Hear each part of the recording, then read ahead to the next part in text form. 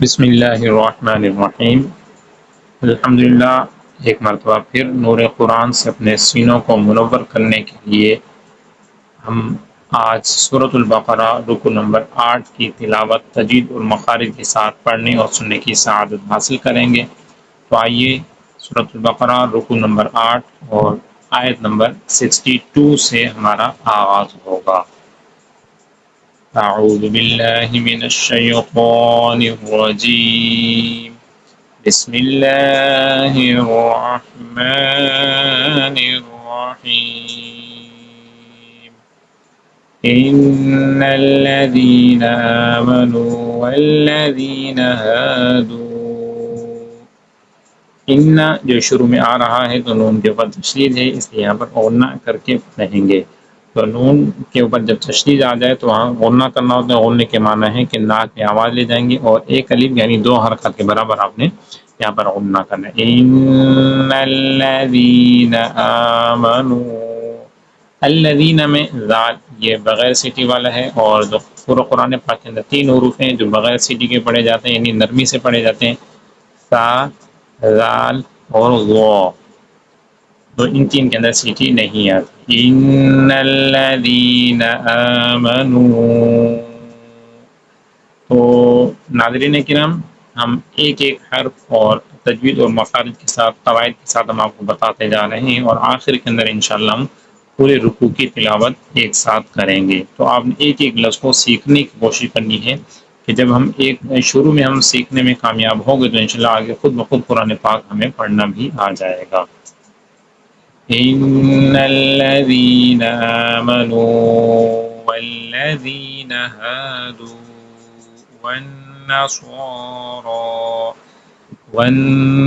یہاں پر ون کے اندر جو ون نصارا ہے، دون کے اوپر چونکہ تشدید ہے اس لیے یہاں پر غنہ کر کے پڑھیں گے، اور صاد کے اوپر کھڑا زبر ہے، را کے اوپر کھڑا زبر ہے، اس لیے دونوں کو کھینچ کر پڑھیں گے۔ ون نصارا والصابئین من آمن باللہ والیوم الآخر، جہاں بھی کھڑا زبر آئے گا، جیسے آمنہ میں جو الف کے اوپر یعنی حمزہ اس کے اوپر کھڑی زبر ہے، اسے بھی کھینچ کر پڑھیں گے۔ آمن باللہ والیوم الآخر وعمل صالحا فلہم اجرہم صالحا فلہم۔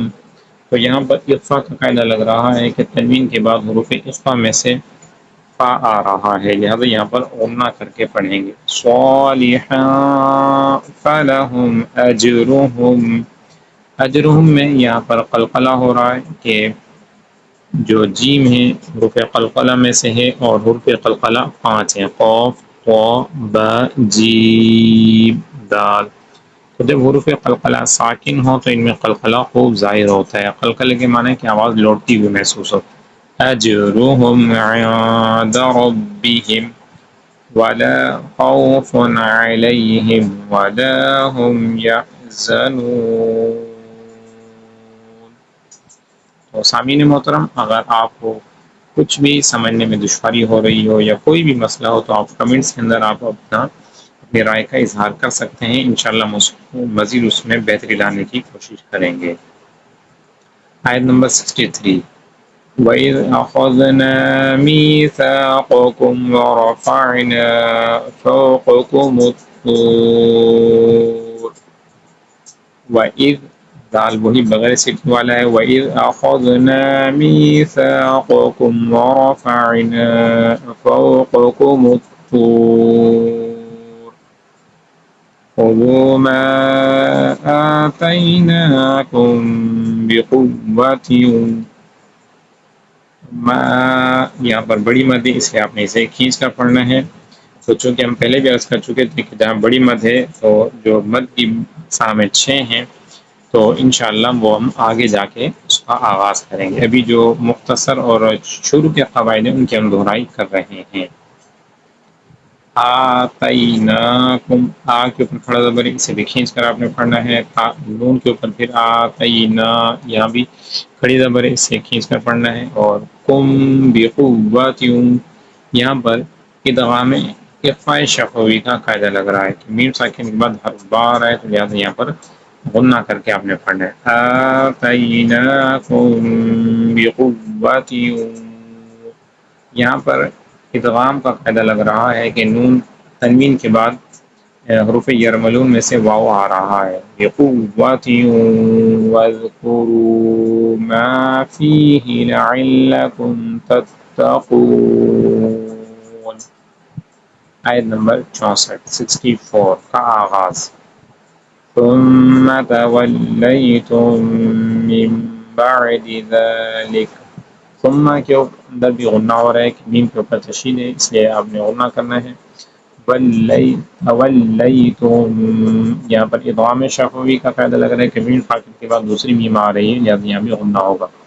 اور من بعدی، یہاں پر اقلاب کا قاعدہ ہے کہ نون ساکن کے بعد حرف با آ جائے تو وہاں پر غنہ کر کے پڑھتے ہیں، اقلاب کا قاعدہ ہوتا ہے۔ ثم تولیتم من بعد ذلك فلولا فضل الله عليكم ورحمته لكنتم من الخاسرين۔ لکنتم، یہاں پر نون ساکن ہے اور نون ساکن کے بعد حروف اخفا میں سے تار ہے، لہٰذا یہاں پر اخفا کا قاعدہ ہوگا، آپ نے غنہ کر کے پڑھنا ہے۔ لکنتم، کنتم، پھر میم ساکن کے بعد دوسری میم آ رہی ہے، یہاں بھی ادغام شفوی کا قاعدہ ہوگا۔ لکنتم من الخاسرین۔ آیت نمبر 65 وَلَقَدْ عَلِمْتُمُ الَّذِينَ اعْتَدَوْا مِنْكُمْ فِي السَّبْتِ فَقُلْنَا لَهُمْ فِي السَّبْتِ، یہاں پر حروف قلقلہ میں سے با آ رہے ہیں اور ساکن ہے، اس لیے قلقلہ ہوگا۔ فِي السَّبْتِ فَقُلْنَا لَهُمْ كُونُوا قِرَدَةً خَاسِئِينَ۔ کونوا، یہاں پر دونوں جگہ واو مدہ ہو رہا ہے، کو کے اندر بھی اور نو کے اندر بھی، چونکہ واو ساکن سے پہلے پیش آ جائے تو واو مدہ ہوتا ہے، اس لیے یہاں پر آپ نے کھینچ کر پڑھنا ہے دو ہاتھ کے برابر۔ قِرَدَةً، یہاں پر اظہار کا قاعدہ لگ رہا ہے کہ تنوین کے بعد خا حروف حلقی میں سے آ رہا ہے تو لہٰذا یہاں پر غنہ نہیں ہوگا۔ قِرَدَةً خَاسِئِينَ فَجَعَلْنَاهَا نَكَالًا لِمَا بَيْنَ يَدَيْهَا وَمَا خَلْفَهَا وَمَوْعِظَةً لِلْمُتَّقِينَ۔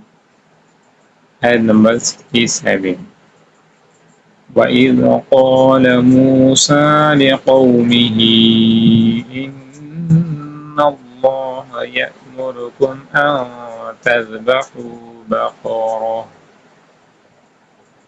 قَالُوا أَتَتَّخِذُنَا هُزُوًا قَالَ أَعُوذُ بِاللَّهِ أَنْ أَكُونَ مِنَ الْجَاهِلِينَ۔ تقریباً یہ وہی قواعد ہیں کہ جو ہم پیچھے سن چکے ہیں۔ ان اکون میں یہاں پر اظہار کا قاعدہ ہے، یہ غنہ نہیں ہوگا چونکہ نون ساکن کے بعد اکونا میں جو الف ہے تو نون ساکن کے بعد حمزہ آ رہا ہے حروف حلقی میں سے، اس لیے یہاں پر اظہار کا قاعدہ ہوگا۔ حروف حلقی 6 ہیں، حمزہ، ہا، عین، ح، غین، فا، تو نون ساکن یا تنوین کے بعد حروف حلقی میں سے کوئی حرف آ جائے تو وہاں پر اظہار کا قاعدہ ہوتا ہے اور غنہ نہیں ہوتا۔ آیت نمبر 68 قَالُوا ادْعُ لَنَا رَبَّكَ يُبَيِّن لَّنَا مَا هِيَ قَالَ إِنَّهُ يَقُولُ إِنَّهَا بَقَرَةٌ لَّا فَارِضٌ وَلَا بِكْرٌ۔ فارض، یہاں پر غام کا قاعدہ لگ رہا ہے کہ تنوین کے بعد حروف یرملون میں سے واو آ رہا ہے، لہٰذا یہاں پر بھی غنہ کر کے پڑھنا ہے۔ فارض ولا بکر عوان بین ذلک، عوان یہاں پر اطلاق کا قاعدہ لگ رہا ہے کہ تنوین کے بعد حروف با آ رہا ہے تو لہذا یہاں پر اختلاف کا قاعدہ ہوگا، انہیں غنہ کر کے پڑھنا ہے. اعوان بین ذلک فافعلوا ما تؤمرون.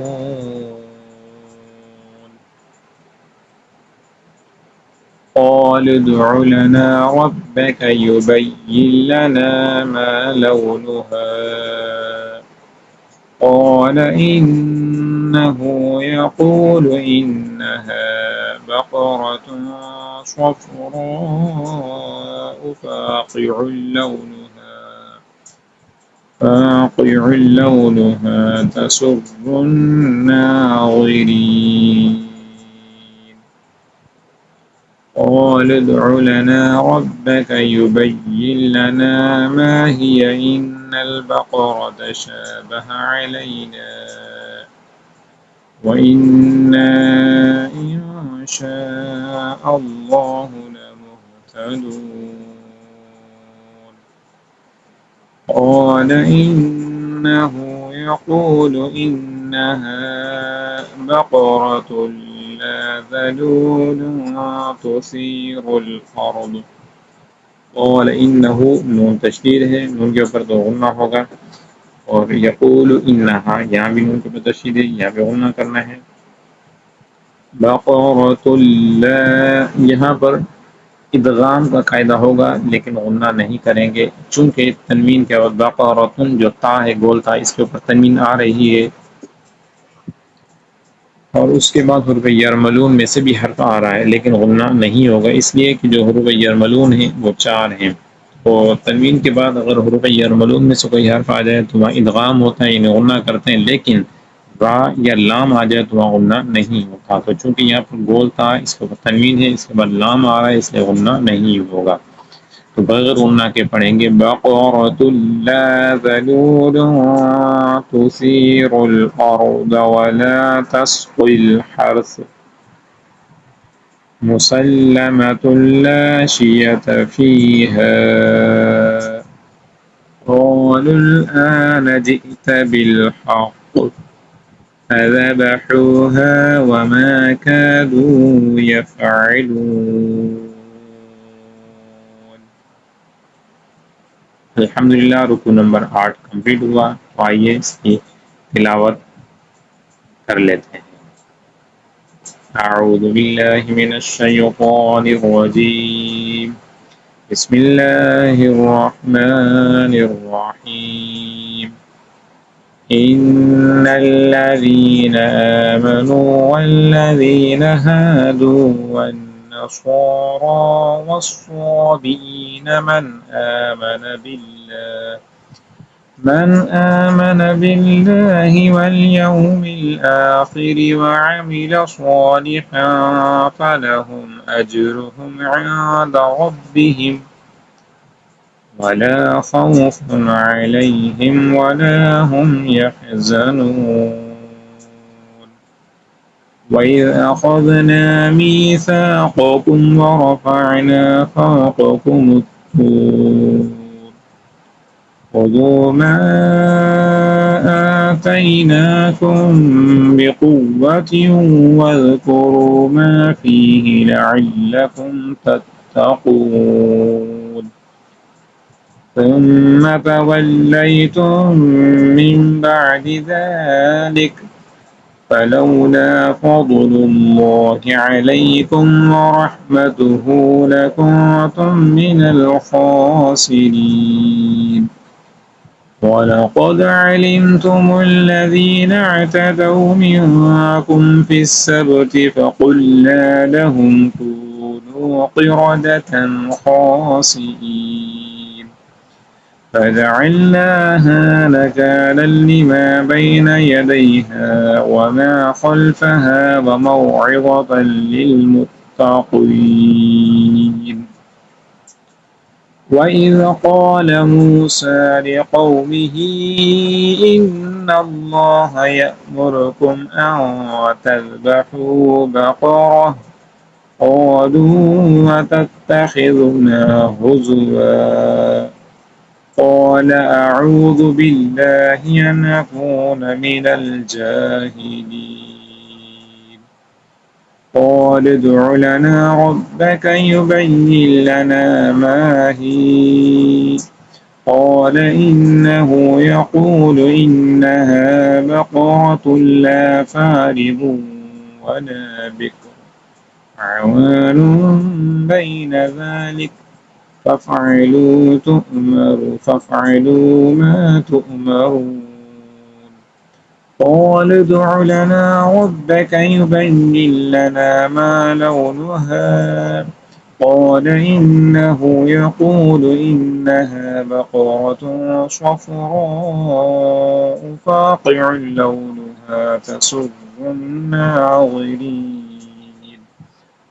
قال ادع لنا ربك يبين لنا ما هي إن البقرة شابه علينا وإنا إن شاء الله لمهتدون قال إنه يقول إنها بقرة لا ذلول تثير الأرض ولا تسقي الحرث مسلمة لا شية فيها قالوا الآن جئت بالحق فذبحوها وما كادوا يفعلون